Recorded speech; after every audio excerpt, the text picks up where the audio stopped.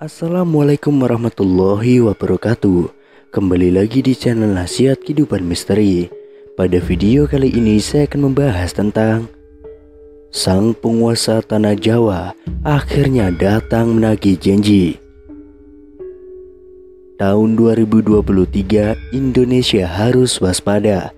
Pasalnya ramalan Jayabaya mengungkap bahwa tahun 2023 adalah tahun datangnya Sabdo Palo Nagih Janji. Sabdo Palo Nagih Janji ini diyakini sebagai tanda akan terjadinya kekacauan atau bencana alam yang akan terjadi di berbagai daerah. Wong Cowo wis ilang cowone adalah ungkapan Jayabaya yang menyebut tanda-tanda Sabdo Palo datang, memomong masyarakat Jawa yang sudah kehilangan spiritualitasnya. Berdasarkan ramalan Jayabaya mengungkapkan bahwa masyarakat Jawa menunggu datangnya masa Sabdo Palo Nagih Janji, kemudian kekacauan merajalela di mana-mana. Tercatat dalam ramalan Jayabaya, dalam serat Sabdo Palon Pupuh 4, bersumpah akan muncul kembali sebagai pamomong tanah Jawa setelah 500 tahun runtuhnya kerajaan Majapahit. Apabila dihitung 500 tahun dari kerajaan Majapahit runtuh pada tahun 1478, maka ramalan datangnya masa Sabdo Palo Nagih Janji jatuh pada tahun 2020 hingga tahun 2023. Pertanda meletusnya Gunung Merapi yang dijelaskan dalam Pupuh 5 dalam serat Sabdo Palon yang berbunyi, Kulon damel pratondo, pratondo tembahyang mamihar di Merapi yang jeblok mililahar, lindu peng pitu sedino, kaline banjir bandang. Yang artinya, saya akan membuat pertanda sebagai janji teguh saya apabila Merapi sudah meletus mengeluarkan lahar dan terjadi gempa bumi 7 kali dalam sehari serta banjir bandang akan datang. Kemudian dalam serat Sabdo Palon Pupuh 13 disebutkan akan ada ombak munggah daratan yang artinya merujuk pada sebuah bencana tsunami. Berdasarkan Pupuh 11 dalam serat Sabdo Palon disebutkan panggeplo engkang pinangkung lelorong ngombro-ngombro enjang sugeng sonten praloyo, yang artinya akan datang wabah mengerikan merajalela di mana-mana. Paginya orang-orang masih hidup, sorenya banyak yang mati. Selain itu, akan ada juga kejadian sosial di mana perpolitikan akan memanas di tanah Jawa sehingga Indonesia menjadi carut-marut. Hal tersebut lantaran adanya egosentrisme dan eksploitasi yang semakin parah. Disebutkan juga oleh Sabdo Palon bahwa moral masyarakat Jawa banyak yang rusak. Dalam ramalan jangka Jayabaya bahwa masa Sabdo Palo Nagih Janji ini akan terus menimbulkan kejadian alam dan sosial yang bakal terjadi secara terus-menerus hingga tahun 2056 berdasarkan waktu yang sudah diperkirakan. Tidak hanya tentang wilayah Pulau Jawa yang disebutkan oleh Sabdo Palon dalam ramalan jangka Jayabaya, tapi masa Sabdo Palon meliputi satu Nusantara atau Indonesia. Itu artinya dari Sabang sampai Merauke diramalkan sama-sama akan mengalami kejadian bencana alam dan sosial yang sama.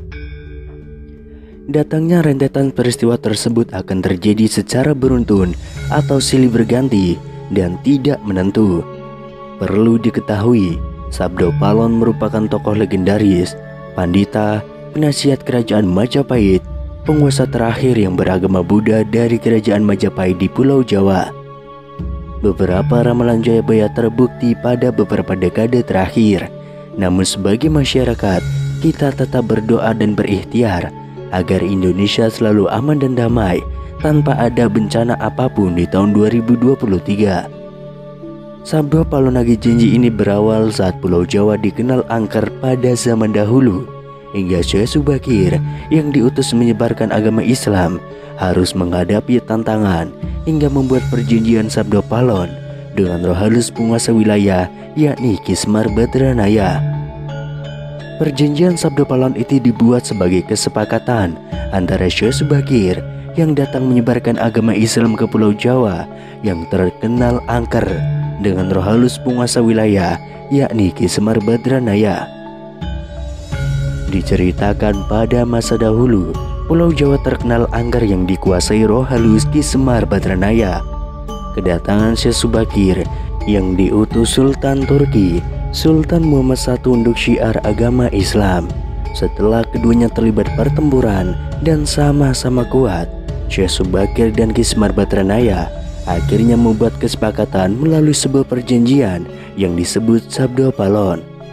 Namun kedatangan Syekh Subakir dalam melakukan syiar Islam di Pulau Jawa saat itu harus mendapat rintangan hingga harus membuat perjanjian dengan Ki Semar Badranaya sebagai roh halus sebagai dahyang atau penguasa wilayah tanah Jawa. Syekh Subakir dikenal sebagai orang yang berhasil menumbali Pulau Jawa yang terkenal angker dan wengit pada dahulu kala. Saat itu Sultan Turki Sultan Muhammad I mendapatkan petunjuk untuk melakukan penyebaran Islam di Pulau Jawa, sebuah tempat di tanah Jawa yang dalam pengaruh magis begitu kuat. Mulai dari jin hingga setan menghuni setiap sudut tanah Jawa yang saat itu masih berbentuk hutan belantara. Diutuslah rombongan para alim ulama untuk mendatangi Pulau Jawa guna melakukan syiar Islam. Namun alangkah terkejutnya Sultan Muhammad I karena hampir seluruh rombongan tersebut tewas akibat perbuatan para lelembut penduduk tanah Jawa yang tidak mau menerima ajaran Islam. Namun petunjuk harus tetap dijalankan, sehingga utusan berikutnya dikirim ke tanah Jawa yang angker itu. Sosok utusan itu terkenal alim, ahli ruqyah, memiliki kemampuan untuk berinteraksi dengan dunia gaib. Bahkan sosok ini memiliki keahlian dalam membabat tanah yang angker. Dialah Syekh Subakir yang memiliki nama asli Syekh Tambu Ali bin Syekh Bakir, berasal dari tanah Persia yang langsung berlayar ke Pulau Jawa. Sesampainya di Pulau Jawa, Syekh Subakir langsung menuju ke Gunung Tidar yang diyakini sebagai titik pusat dari tanah Jawa. Di puncak gunung ini, Syekh Subakir memasang tumbal berupa batu hitam yang sudah diraja. Batu tersebut dikenal dengan nama Aji Kalacakra untuk menetralisir daya magis negatif dari bangsa jin.